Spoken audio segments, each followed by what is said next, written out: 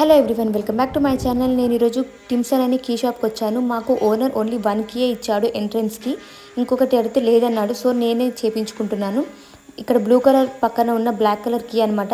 ఇక్కడ అన్ని కీస్ చేసేటివి స్ట్రైట్గా ఉంటాయి. మన కీ ఇస్తే ఆ కీకి తగ్గట్టుగా మెషిన్ పెట్టి ఇంకొక స్పేర్ కీ అలాంటిది చేసిస్తాడనమాట. నాకు ఒక కీకి, ఈ పెద్ద కీకి 25 పౌండ్స్ పడింది, చిన్న కీకి 9 పౌండ్స్ పడింది.